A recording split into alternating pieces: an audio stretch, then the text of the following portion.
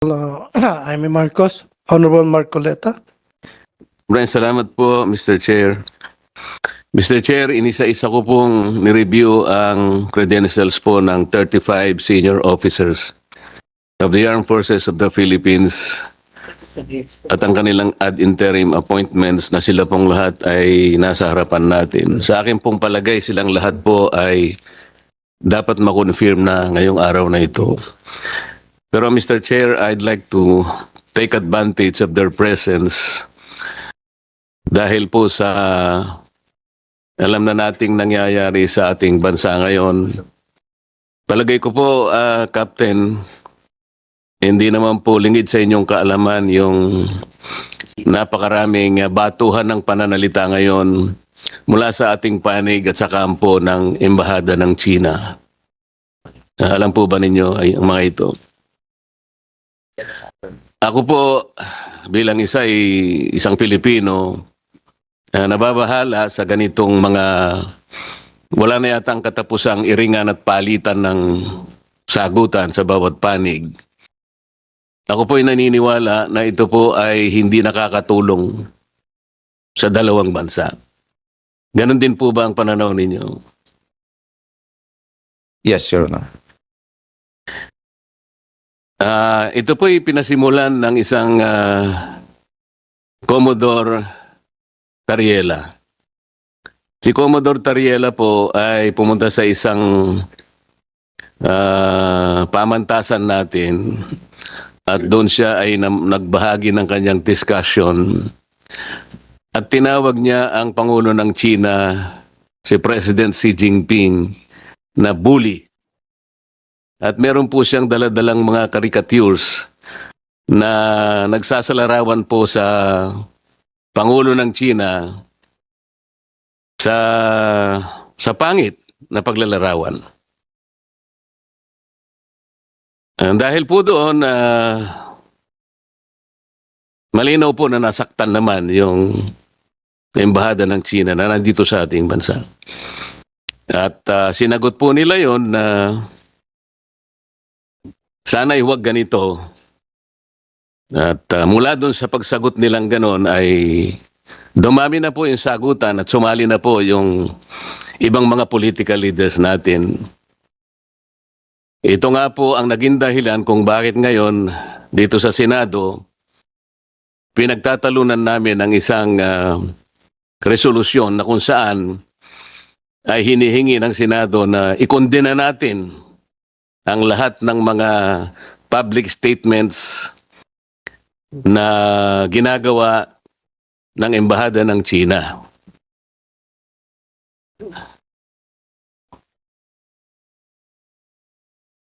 Kapitan, kung ang isa pong bahay ay nasusunog, ito po ba isasabuyan natin ng gasolina o tubig? Tubig, Your Honor. Tubig. Alam po ninyo, Captain Pilar, sa sulat po ng ating Secretary of Foreign Affairs sa kagalang-galang na senador ng ating bansa, Senator Risa Ontiveros, to sa bahagi po ng kanyang sulat ay sinasabi po niya, as foreign policy and diplomatic relations are the remit of the department, statement it issues are deliberate, consistent and anchored on existing foreign policy and instructions of the President. We would not generally take part in statements of other agencies and officials, particularly if this may have been made in personal or unofficial capacity. Balikan po natin yung pananalita ni Commodore Tariela na tinawag niyang bully ang Pangulo ng China. Meron po ba tayong national policy na ang mga heads of state ng ibang bansa ay kailangan pa nating pasaringan ng negatibo? Your Honor, I believe wala po. Wala po. Wala rin tayong national policy na gagawa tayo ng caricatures para pasamain natin ang itsura ng mga heads of state ng ibang bansa. Wala din po, Your Honor. Sa makatwid, personal po ni Commodore Tariela ang kanyang ginawa. Tama po. Probable po, Your Honor. Ang sabi po sa bahagi ng sulat, Captain Pilar, while the lively exchanges of views are permitted in our democratic society, the department, meaning DFA, reiterates that differences and disputes between states are best addressed through established diplomatic channels rather than in public. Ako po'y naniniwala dito. Kayo po'y naniniwala rin.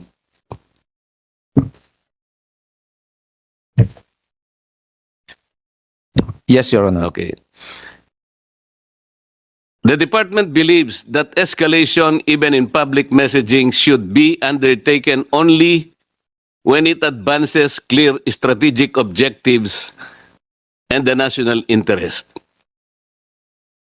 Ano pong strategic objective o national interest ang na-achieve natin sa ginawa ni Commodore Tariela na magpakita ng ganong mga statements at mga caricatures sa uncompromising at nakakahiyang paglalarawan sa kanilang head of state? What did we gain strategically in terms of national interest?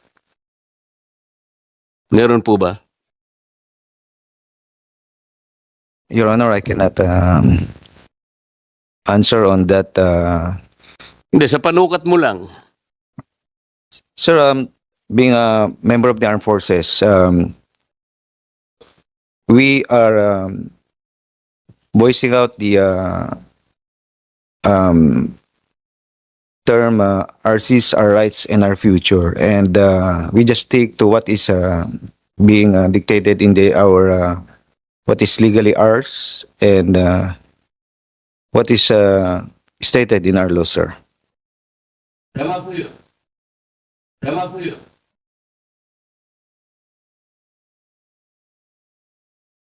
What is legally ours must be defended.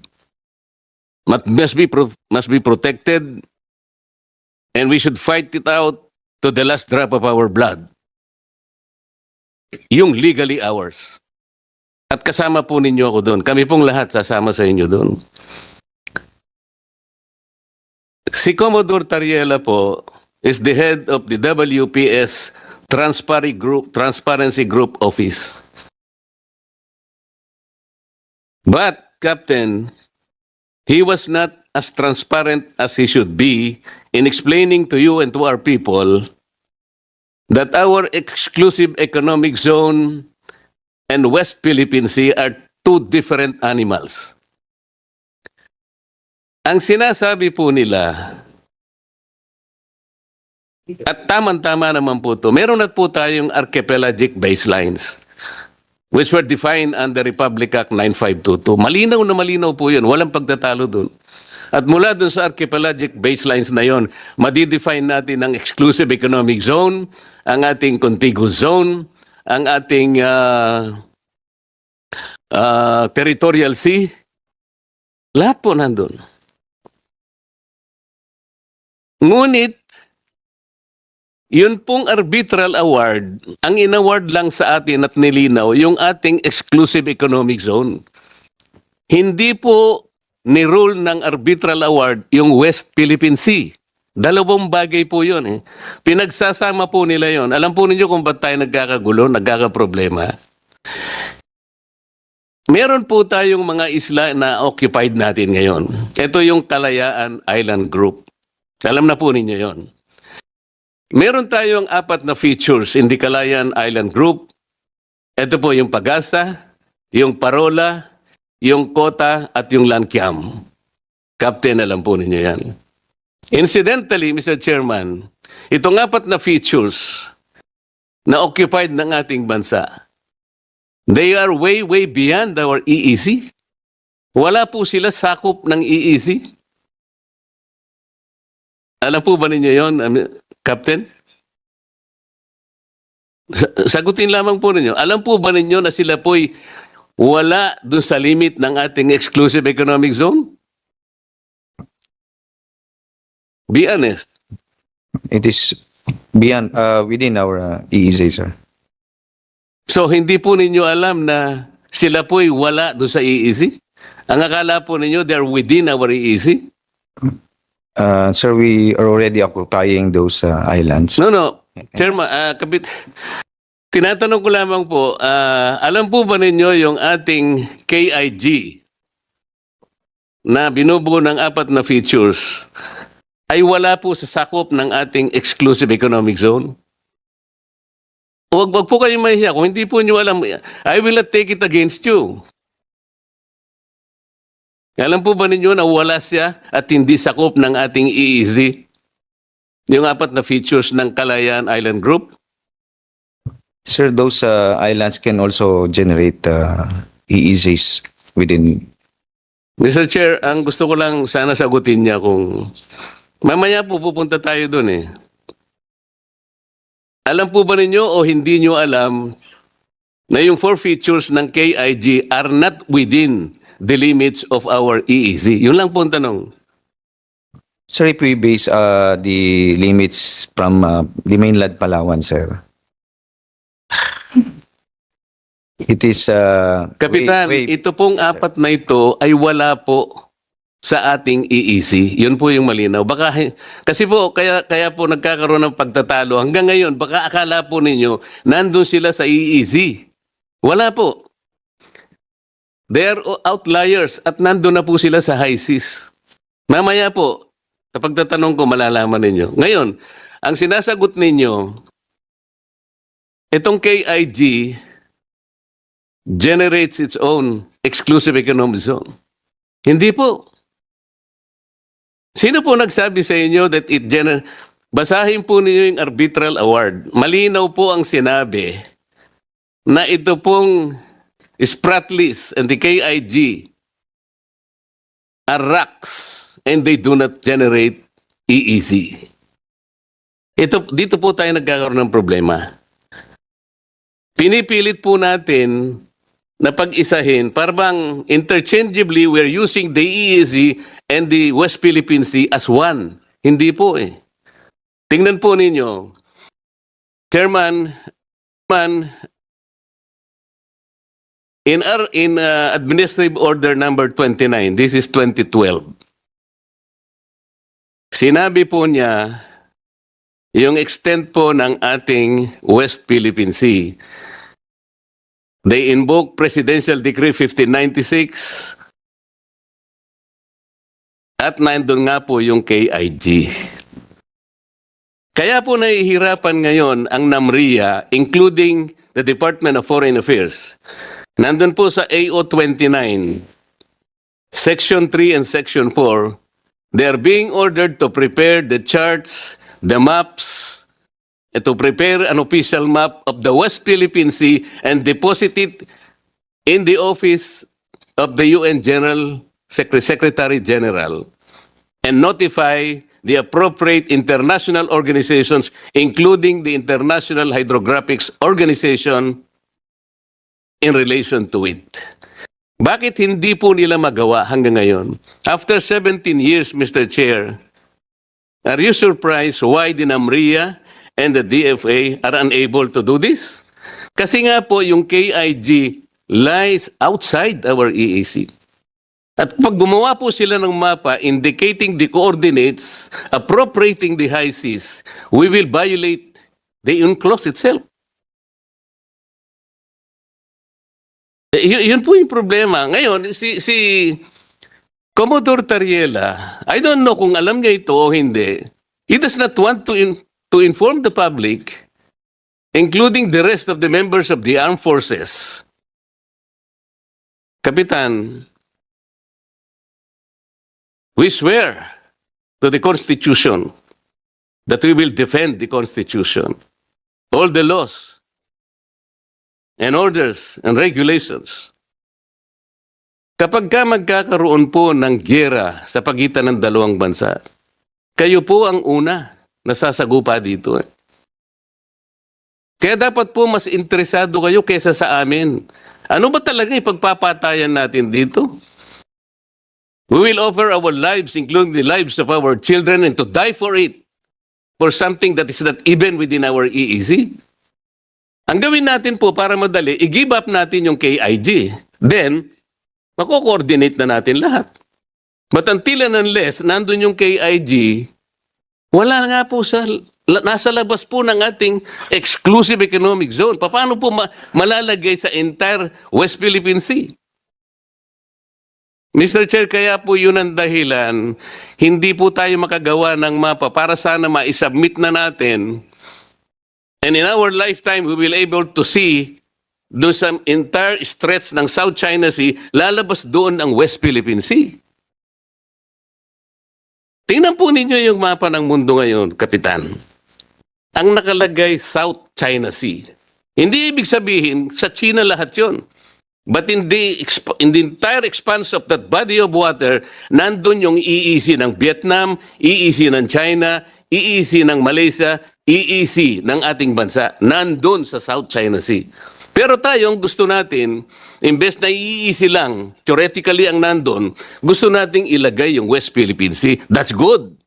Gusto ko rin naman yun. Gusto ko rin naman sa ating lifetime, makita ko rin naman yung West Philippine Sea na ma-drawing doon. How can we do that? There are procedures and steps to do that. Gagawa nga tayo ng mapa eh. Paano ka gagawa ng mapa? I-include mo yung KIG. Hindi po pwedeng mangyari yun. Lalaban lahat sa iyo mga bansa. Because you are appropriating the high seas. Itong napakadaling intindihin, hindi ko maintindihan kung bakit ayaw intindihin nung lahat ng may concern dito. Lalong-lalo na po kayo. Dapat nalaman nating lahat ito. It is the responsibility of Commodore Tariela to explain this to our people. Meron pong diferensya eh.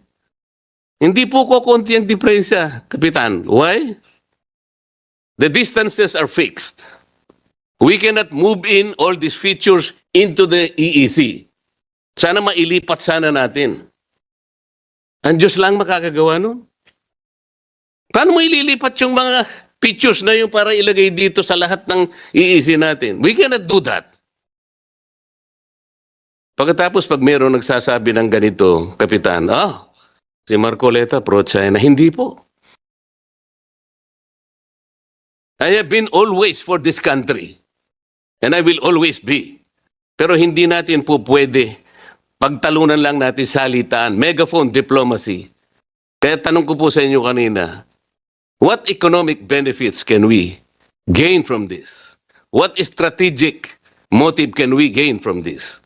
Kahapon po, Kapitan, I presented 2 maps before the Senate plenary. In that map, pinakita ko ang mga bansang Vietnam, Malaysia, China, kahit nag-aaway-away sila, ipinakita ko doon. They were able to manage their differences and were able to develop and explore oil and gas in their areas. Alam po niyo, Vietnam, there were about 60 to 70 exploration in their areas, kasama ang China. Malaysia, about 30 to 40. Ang Pilipinas, 8 to 12 explorations. Because we were unable to manage our differences. But these 2 countries are smart enough to manage their own differences. Tingnan po ninyo yung mapa na pinakita ko. Isang mapang 2013, isang mapa 2024. Malayo na po tayo. Iniwan na po tayo ng milya-milya. Kumain na po tayo ng alikabok. Kasi ang ginagawa natin, patodyahan dito, patodyahan doon. Saan pupunta ito, Kapitan, sa palagay mo? Alam po nyo, ang sabi ng China, pwede naman nating pag-usapan ito. Did you know that I met the ambassador of China because I was invited? Alam po ba kung ano yung una niyang sinabi? Gustong-gusto kong makipag-usap sa lahat ng concerned agencies of your government. If you are be kind enough to tell them that I am open anytime. More specifically, the Secretary of the Department of Defense. Yun po yung una niyang sinabi sa akin. Because I believe, sabi niya, foreign relations is not a zero-sum game. Totoo naman yun eh. Walang dapat makakuha ng gain na nawalan yung isa. Pare-pareho tayong makinabang dapat. And sabi niya, an open discussion, a bilateral discussion is the first start.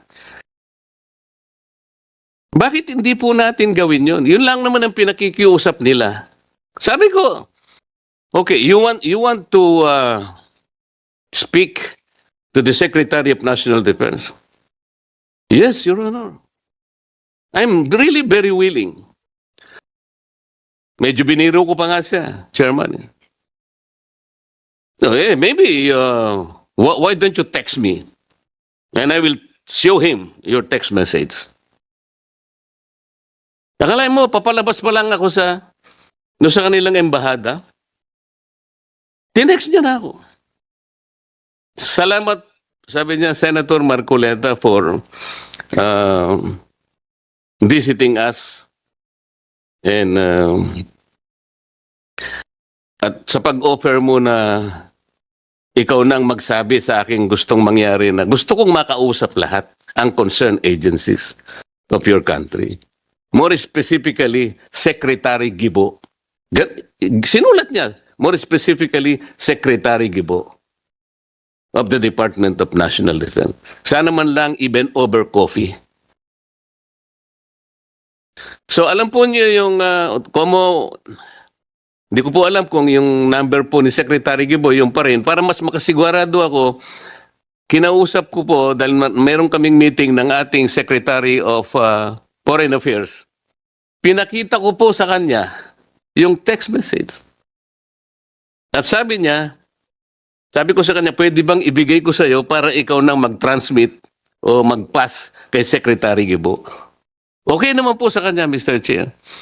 So binigay ko, pinas ko sa kanya yung at siya na daw po ang magbibigay kay Secretary Gibo. Sa ganito pong initiative, Kapitan, ako po ba'y pro-China, Kapitan? Pro-China po ba ako, Kapitan? No, sir. Salamat po sa inyong sagot. Hindi po ako pro-China kahit kailan. Ako po ay pro-Pilipinas at sa interes ng Pilipinas. Kung ang China po ay papayag na makipag-usap sa atin, lalong mabuti. Sinabi ko po sa kanya, Kapitan, bakit hindi natin pasimulan ang pag-uusap natin, Mr. Ambassador, sa mga bagay na pwede nating pagkasunduan? Halimbawa, yung mga isda. Wala namang may-ari ng mga isda eh. Bakit sa kabila ng inyong sigalot sa Vietnam, nagbarilan kayo, nagpatayan kayo, but in the end, you were still able to arrange an agreement between your country and the Gulf of Tonkin in the year 2000. Meron kayong kontrata ngayon. So wala na kayong sigalot sa pangisdaan. Kahit may hostility kayo sa bansang India, nagawa nyo ring ayusin ang inyong hindi pagkakasundo, nagkaroon din kayo ng kontrata sa pangisdaan. Ganon din naman kako nangyari sa Japan. Mahigpit ang labanan ninyo dyan. Nag-iiringan kayo, mainit. Pero nagawa nyo ring ayusin sa ngalan ng mga isda. Why can't we do that here in the Philippines? Magandang tanong yan, sabi niya. Ang totoo niyan, initially napasimulan na natin nung panahon ni Pangulong Duterte. Ang kaso lang, ngayon, ito nga, patutsadahan ng patutsadahan. Paano nga tayo mag-uusap? Halimbawa, Kapitan, ikaw nagpipinta ka ng isang bagay, isang obra maestra. Nagsisimula ka pa lang magpinta, binabato ka na ng putik ng kung sino-sino. Maumpisahan mo ba yung ginuguhit mong obra maestra, Kapitan? No, Your Honor. Kaya nga po kailangan po nating magkaisa. Ayusin po natin ang problema, hindi sa patutsadahan. May makikinabang dito politically. Yung nangangahas na akala mo hindi pwedeng gawin ng China yan. We are for the fishermen of this country. Akala mo napakagagaling. Hindi naman nila alam kung paano nila gagawin. Pupunta ka doon sa Baho de Masinloc para makipagbarilan ka sa China? Ganun ba yun? Hindi po ganun Let us begin to engage them. I told him, sabi ko, Ambassador, iyon pong traditional fishing rights, hindi mabigat na usapin. In public international law, this is only a private right. It does not concern territory. Let's not talk about territory muna ngayon. Isda muna, para sa ganon, may mapag-umpisahan tayong isang mabuting bagay. Preparado sila eh. That's a good start, sabi niya sa amin. Kaso lang walang gustong makipag-usap eh.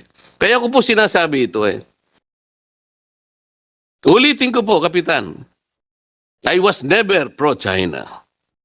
I am pro-Philippines. Kung anong makakabuti sa ating bansa. Palaging gano'n ang aking posisyon.